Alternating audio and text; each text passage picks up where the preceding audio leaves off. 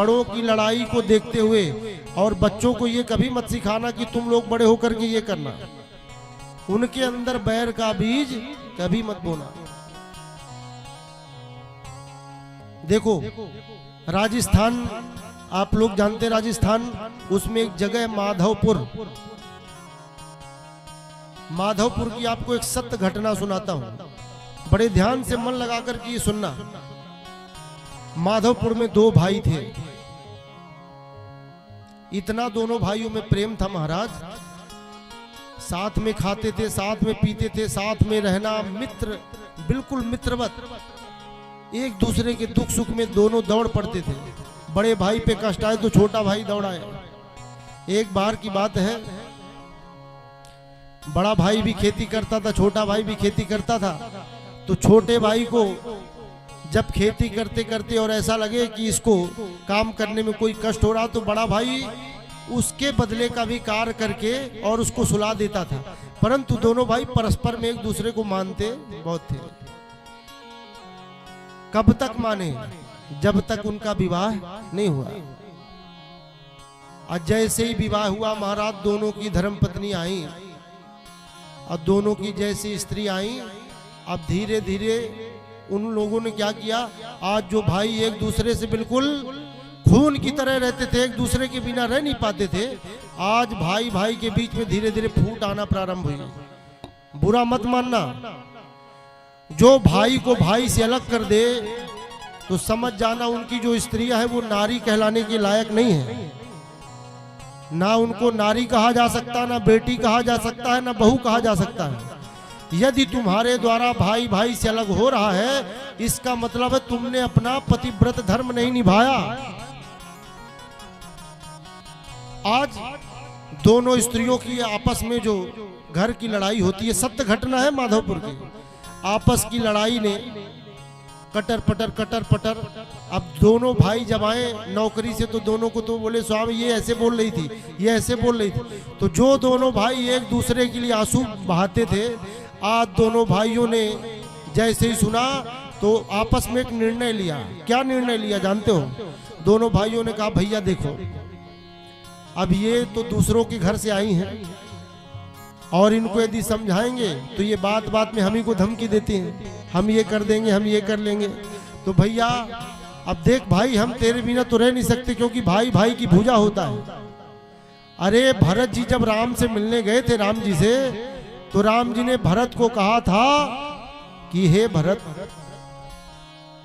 आज हमारे पिता नहीं है, तो राजा जनक को पिता मान लो और हम भाई आपस में मिल करके रहे। तुम बोल रहे हो ना कि हमको राज्य जाना चाहिए, तो हमारी खुशी इसी में कि आज हमारे पिता नहीं, मगर यदि हमारे आज पिता होते तो ये जरूर चाहते कि मेरे द्वारा दिया गया वचन पूर्ण होता। तो जनक को पिता मानो और हमारे ये जो वशिष्ठ जी हैं, ये हमारे गुरु भगवान हैं। और भाई आपस में भाई भाई को सदैव मिल करके रहना चाहिए। आज उन दोनों भाइयों ने निर्णय लिया कि भैया ये स्त्रियों के चक्कर में हम दोनों के बीच में न लड़ाई हो जाए, तो एक काम करो, अब घर अलग अलग ले लो, इससे एक फायदा होगा। क्या बोले?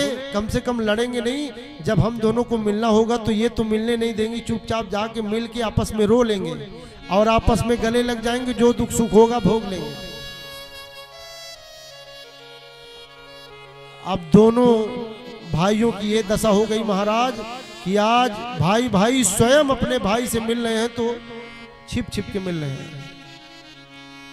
जीवन में न काम आएगा, धन दौलत ना कमाई, सब मिल जाएगा दोबारा,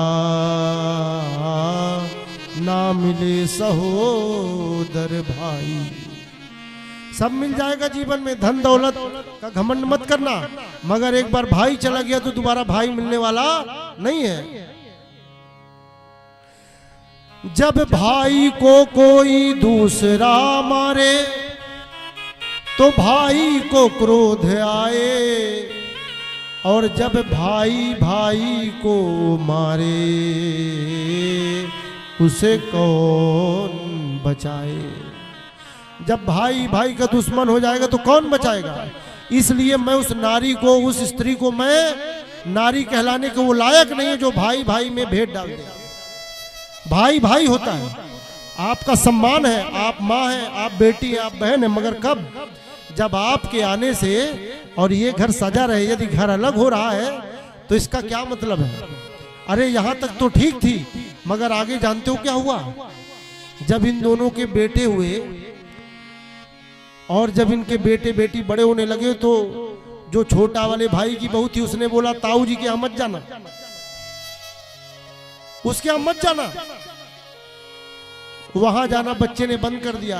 और ताऊ जी के यहाँ जो ताई जी थी उनका जो बच्चा था उन्होंने कहा चाचा जी के यहाँ मत जाना।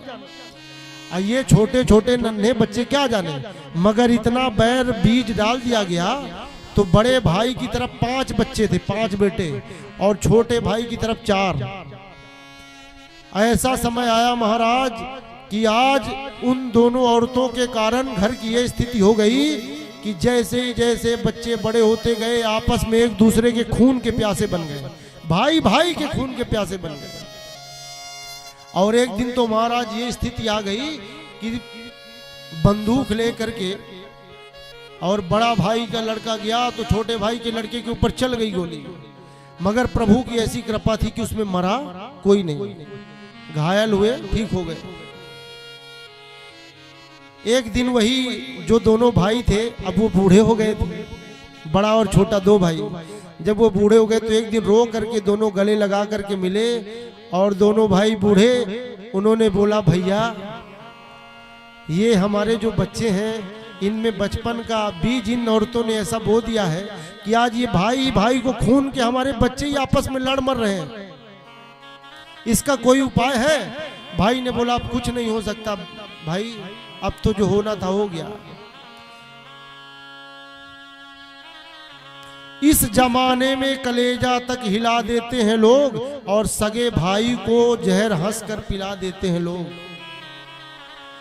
आज दोनों भाई बुढ़ापे में रो रहे हैं कि हमारे बच्चों में भी यही भाव आ गया, अब क्या होगा। और महाराज एक दिन की बात है, बड़ा भाला भाई जो था उसकी तबीयत खराब हुई और वो मर गया। जैसे ही मरा तो छोटे भाई को पता चला तो छोटा वाला भाई तुरंत दौड़ के जाने लगा, क्योंकि भाई भाई होता है,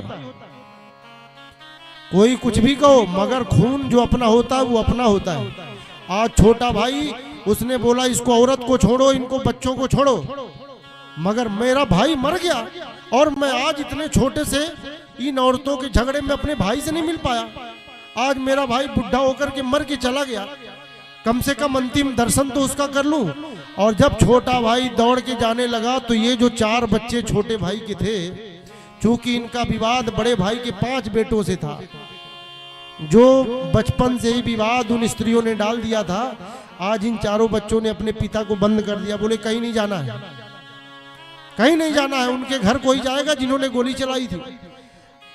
आज वो भाई अपने भाई की मृत्यु पर नहीं जा पाया, रो रहा है, एक बार जाने दो मेरे भाई को तो देख लेने दो, मगर नहीं जाने दिया गया। अरे महाराज वो लड़के इतने दुष्टता में आ गए थे, अब बताओ वो लड़कों की गलती थी क्या? नहीं, उन औरतों की गलती थी जिन्होंने बचपन में बच्चों को आपस में बैर करना सिखा दिया, उसके घर न जाना, इसके घर न जाना, वो ऐसा ही ऐसा है। इसीलिए जीवन में माताओं को चाहिए कभी बच्चों के सामने बैर की भावना कभी मत सिखाओ।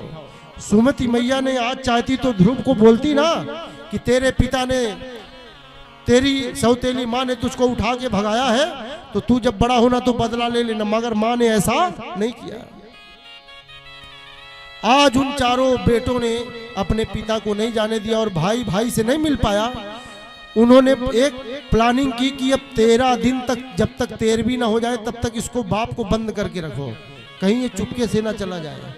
13 दिन तक छोटा भाई रोता रह गया कि मैं अपने बड़े भाई को एक दिन जा करके और उसकी किसी भी तिथि में सम्मिलित हो जाऊं, मगर नहीं जा पाया।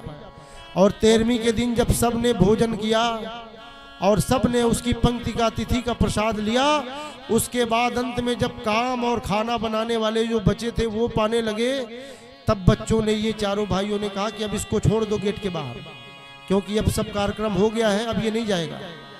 मगर रात्रि हो गई थी तब भी भाई भाई होता है। छोटा भाई दौड़ करके बिना चप्पल के खून से लथपथ दौड़ करके गया और वो अपने भाई का एक छोटा सा टुकड़ा खाने के लिए जो बर्तन धोने वाले लगे थे महाराज, उनकी पंक्ति में जा करके अंधेरे में बल्ब भी ना दिखे, अंधेरे में जा करके बैठ गया। और जो खीर परसने वाला आदमी था वो जब आया तो पहचान गया कि अरे ये तो छोटा भाई है, और देख करके तुरंत गया तो उन पांचों भाइयों को डांटा, मूर्खों, तेरे बड़े पापा आए हैं, तेरे चाचा जी आए हैं, तुम लोगों ने जीते जी दोनों भाइयों को एक नहीं रहने दिया, तुम लोगों के कारण तड़प तड़प के मर गया। जो भाई एक दूसरे के ऊपर खून, एक दूसरे के ऊपर न्यौछावर करते थे, एक दूसरे के साथ रहते थे, एक दूसरे को सोचते थे, आज तुमने उसको अलग कर दिया। आज वो देखो किसके साथ बैठा है, जा करके देखो। पांचों आए और उन्होंने देखा रे चाचा जी की ये हालत। चाचा जी को ले गए, पांचों बच्चों की आंखों में अश्रु। चाचा जी ने कहा जो मेरे साथ और मेरे भाई के साथ तुम लोगों ने किया है, अब हम हाथ जोड़ करके प्रार्थना करते हैं कि अब मेरा भाई तो चला गया दुनिया से, मगर अब तुम्हारे भी 4 छोटे भाई हैं जो मेरे बच्चे हैं, तो चलो और उन चारों से मिल करके आपस में गले मिलो और तुम दोनों आपस में ऐसा भाव रखो कि अब जो हो गया तो हो गया, अब हम अलग कभी नहीं होंगे। वो पांचों गए महाराज और चारों जा करके 9 आपस में मिले और दोनों ने खूब रोया और उन्होंने प्रतिज्ञा की कि हम प्रतिज्ञा करते कि अभी ये 9 भाई में 9 ही रहेंगे, 9 से कभी अब 8 नहीं होंगे। इसलिए भाई भाई का जो प्रेम होता है, भाई भाई की बाह होता है, और भाई को हमेशा भाई के प्रति स्नेह का भाव रखना चाहिए। एक बार बोलो ना, राधे राधे।